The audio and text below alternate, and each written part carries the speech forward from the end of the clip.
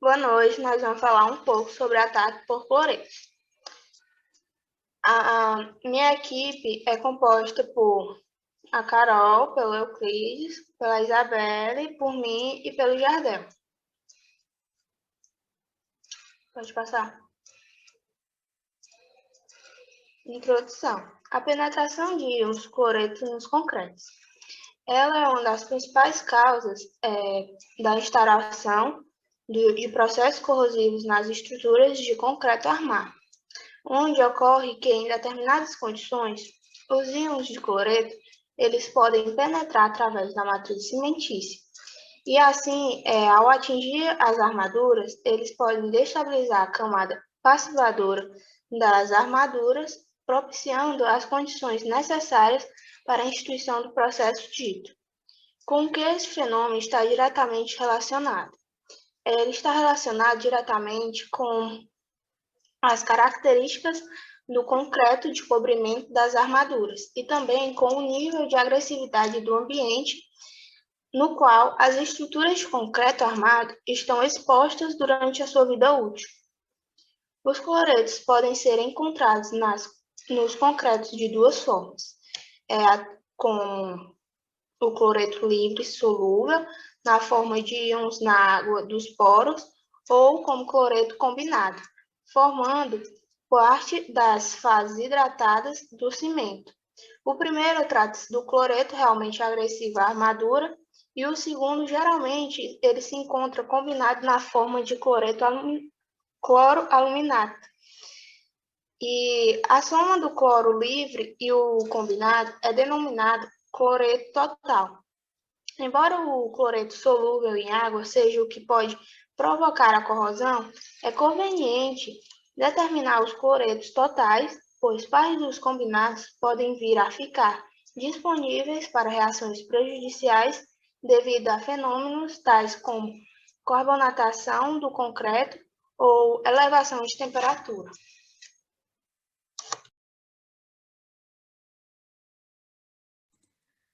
A corrosão das armaduras, como um todo, ela está destinada à agressividade do clima.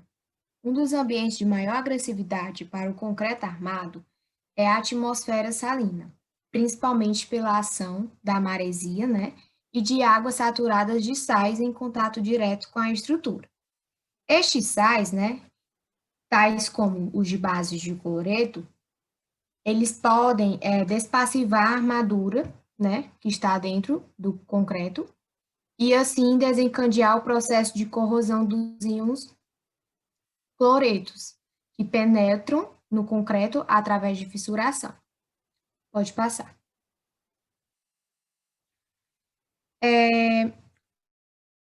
Os ataques por cloretos, né, é um dos problemas mais, podendo também provocar uma maior deteriorização. Aqui nessa imagem, como vocês podem ver, é uma diferença, né, quando nós temos uma corrosão por carbonatação ou uma corrosão por ataque de cloretos. Veja aqui, ó, nesse lado esquerdo aqui,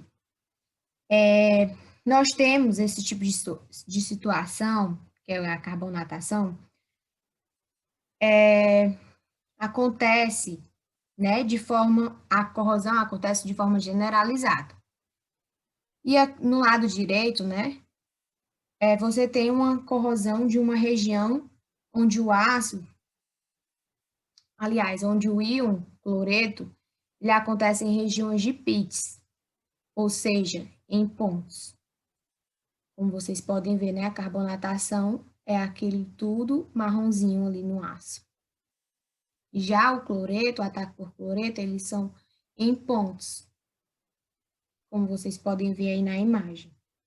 Porque o cloreto, né, ele vem, causa a corrosão, aí ele cai novamente, aí ele atua de novo, aí vai corroendo aquele aço.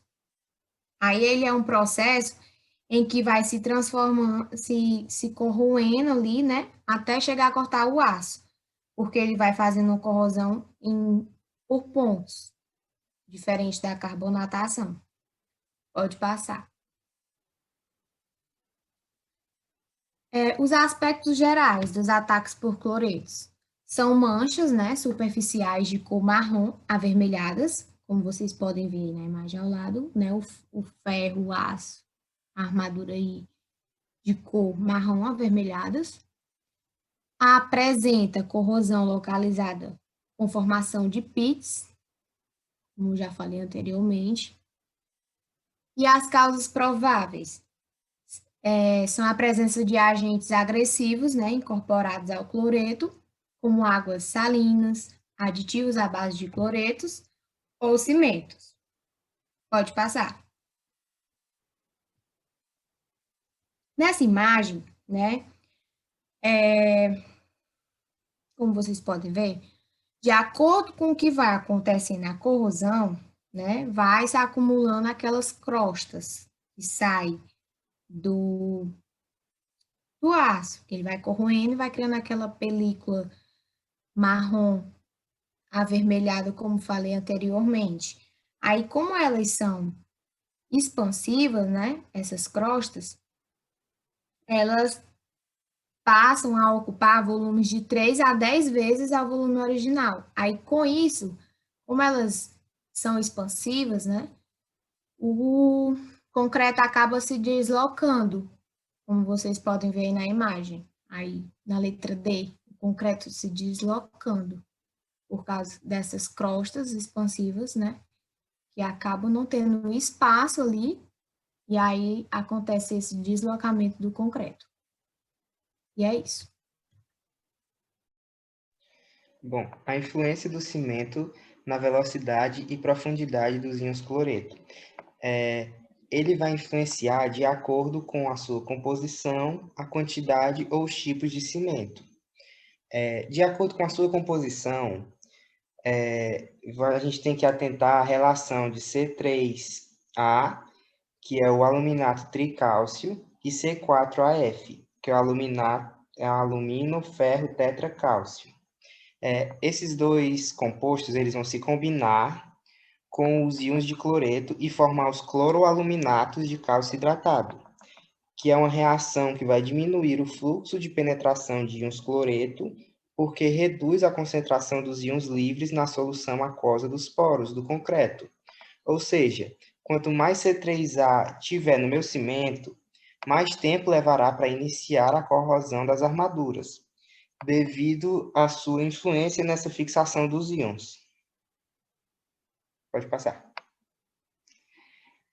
Os cimentos com elevada alcalinidade, eles vão ter um efeito benéfico e um efeito maléfico na penetração dos íons cloreto.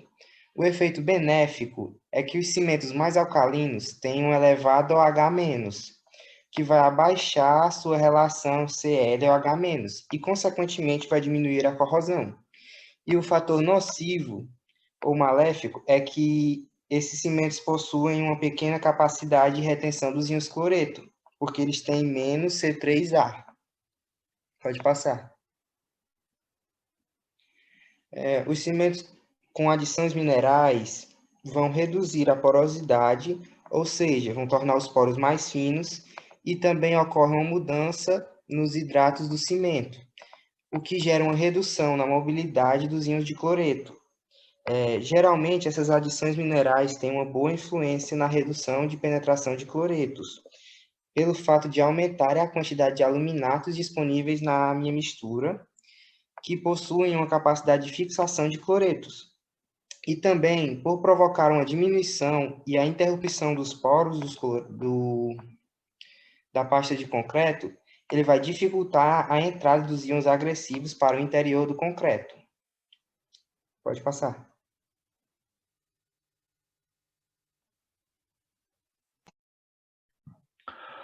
Como solucionar ataque por cloreto? Um dos métodos é a dessalinização da estrutura de concreto armado, através da extração de íons cloreto. Essa dessalinização é um processo eletroquímico, ou seja, nós temos a estrutura de concreto que tem concentração de cloreto muito grande. Então, a gente colocamos uma malha metálica externamente ao concreto. dentro de um eletrólito. Ou seja, como nesse caso nós precisamos da saída dos íons cloreto através da ligação iônica, o produto desse eletrólito pode ser água normal, porque só estamos gerando esse processo para criar o campo elétrico dentro da estrutura. Desse modo, a gente ligamos a malha metálica no polo positivo de uma fonte e o aço do concreto num polo negativo para criar uma corrente de 1 ampere por metro quadrado. E com o campo elétrico ligado, gera uma diferença de potencial, que acaba formando a eletrólise da água em torno do aço. Ou seja, nós vamos ter excesso de oxígeno próximo à barra de aço, assim repassivando o pH da estrutura. Com a ligação iônica, onde o íon cloreto, que é negativo, vai em direção à malha metálica, que é o polo positivo, que vai cair dentro do eletrólito. Para a extração ser finalizada, o teor de cloreto na estrutura deve ser de 0,3% a 0,4% da massa do concreto. E a duração da extração varia de 4 a 12 semanas. Cuidados que devemos ter na hora da extração de íons cloreto. O aumento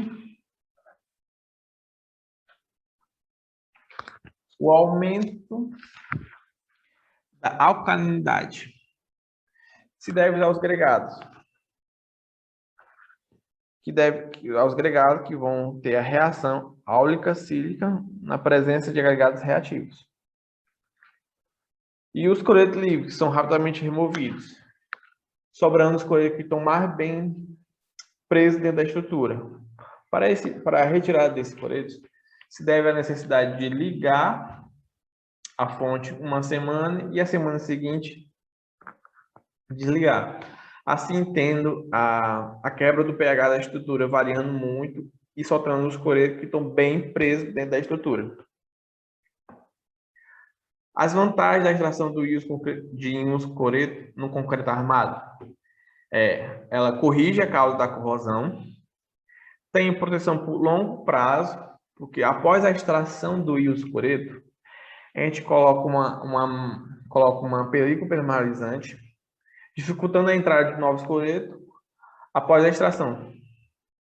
Tem proteção global, já que em toda a estrutura. Ela é feita em toda a estrutura, assim protegendo ela de forma global. Tem baixa manutenção, porque após a extração não precisa ser monitorado. Não gera poeira nem poluição ambiental. Porque não há necessidade de destruição da estrutura.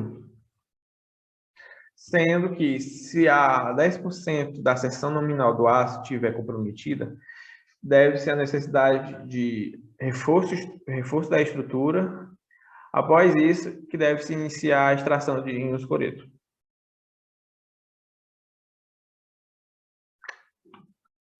Bom, como evitar o aparecimento de ataque por cloreto nas estruturas? É ideal, de início, adotar uma espessura adequada de cobrimento do aço, que essa espessura ela deve ser de acordo com o tipo de elemento que será construído e o ambiente ao qual o concreto será exposto, porque no caso de o ataque por cloreto pode ser ocasionado pela parte externa, ou seja, atmosfera marinha, industrial, esse tipo de coisa. Então, deve ser levado em consideração o local. Daqui a pouco eu vou mostrar a tabela da norma, que explica melhor essas espessuras, de acordo com cada ambiente de cada classe de agressividade e de acordo com o elemento que será construído. É muito importante também, na hora da execução do concreto, fazer a escolha de um tipo de cimento que garanta boa qualidade e menor permeabilidade para evitar as entradas desses agentes. É muito importante também a escolha de aditivos que não tenha aluminato tricálcico, que é um dos agentes que facilita a contaminação pelo cloreto, no caso, já ocasionado internamente à estrutura e não externa. E, por fim, é uma preocupação mais na fase de projeto, o que o projetista evite expor determinadas estruturas muito próximas a agentes agressivos. Já também é uma forma de evitar que esses problemas ocorram e que todas as precauções realmente funcionem.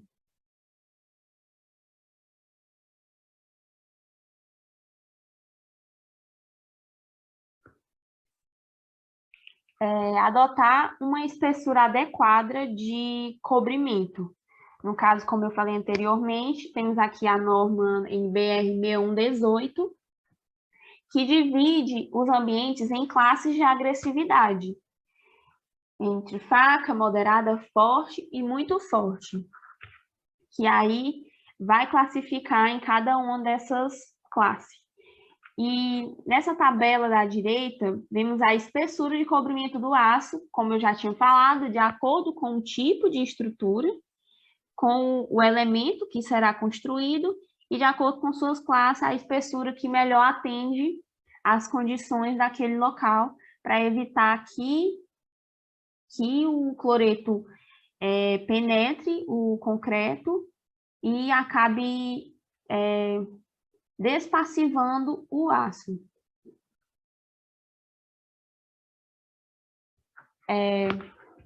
Atender ao teor máximo de íons cloreto no concreto.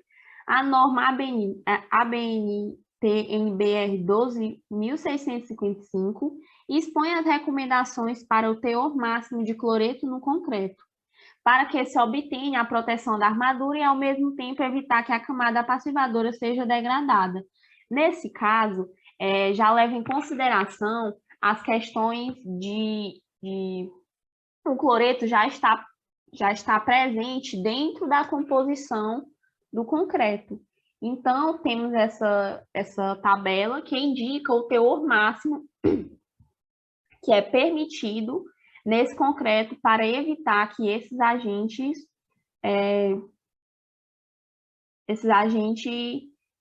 do cloreto corroa aquele concreto. Então, ele tem que ter esse teor máximo e ele é de acordo com a classe, ele vai levar em consideração também o clima da região, o ambiente em que ele está inserido, como também o tipo de elemento que será construído. E, de acordo com cada um deles, vai-se ter o teor máximo de um cloreto no concreto, já que vai depender a composição que será utilizada nele. E aí, para isso, para que se evite que esse teor máximo seja ultrapassado, é necessário levar em consideração não só a composição que tem na mistura do concreto, mas sim também o ambiente e o elemento que será construído, para que essa camada passivadora não seja degradada. Por fim, obrigado pela atenção, pessoal.